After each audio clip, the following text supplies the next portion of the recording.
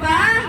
Yes. Kung ipaglalaban natin ang karapatan ng mga LGBTQIA plus community. Katulad din ng kung paano ipinaglaban ng mga kababaihan ang kanilang karapatan. At nagtagumpay at hanggang ngayon ipinagpapatuloy natin ito. Kasi para sa ating lahat itong ipinaglalaban natin.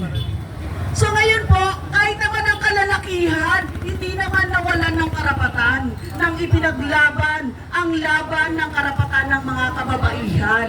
Kaya hindi rin sila mawawalan ng karapatan kung ipaglalaban natin ang karapatan ng mga LGBTQIA plus community. Yan. Tama. Ganito rin ang prinsipyo ng SOGI-SC Equality Bill na nakabinbin ngayon sa Kongreso. Equal protection, not special treatment. Walang special treatment dito. Kapag pinoprotektahan natin ang LGBTQIA+, laban sa diskriminasyon, walang nababawas sa karapatan ng straight people. Tama ba? Tama. So hindi tayo humihingi ng special rights. Hindi humihingi ng special rights ang LGBTQIA+. Equal rights ang hinihingi natin. Kung may natatanggal sa trabaho, nabubuli sa eskwelahan, meron bang nabubuli dito? Meron. Sa PUP? Meron. Kamusta naman ang hustisya ng CODI sa PUP? Meron ba? O baka kailangan i-resolve talaga ito, no? Kailangan talagang pag-usapan ng mabuti.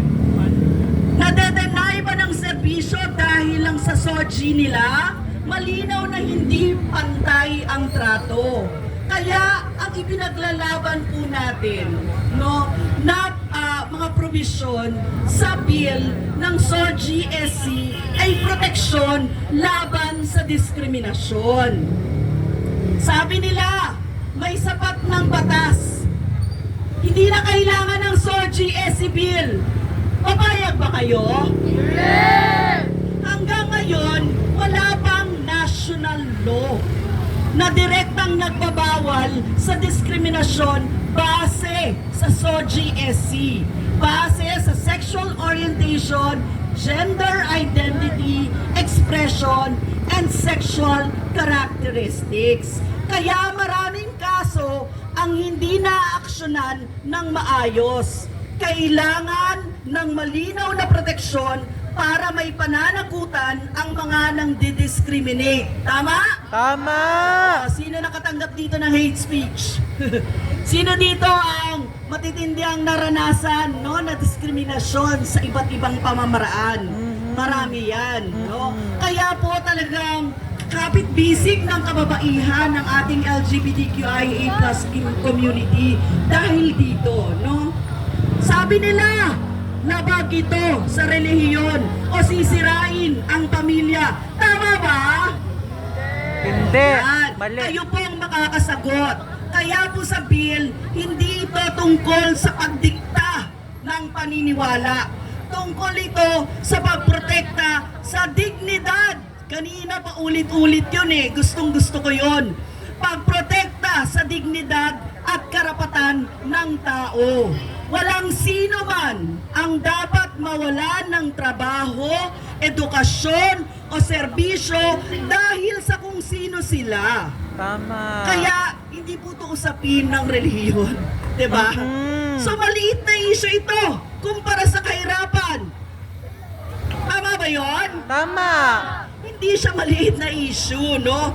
Connected ang diskriminasyon sa kahirapan. Kapag may taong tinatanggihan ng trabaho, pabahay, healthcare o edukasyon dahil sa kanilang SOGI, lalo silang nalulubog sa insecurity at exploitasyon.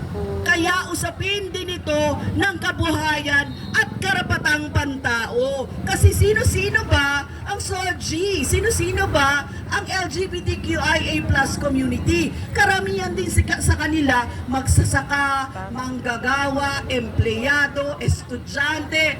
Kaya po kabahagi natin sila. Tama. Kaya muli po, sinasabi natin, SOGI Equality! Ipasanaw na! Maki Becky! Huwag masyokot! Maraming salamat po. Mabuhay kayong lahat na narito. Love, love sa inyong lahat. Ang pride! Ang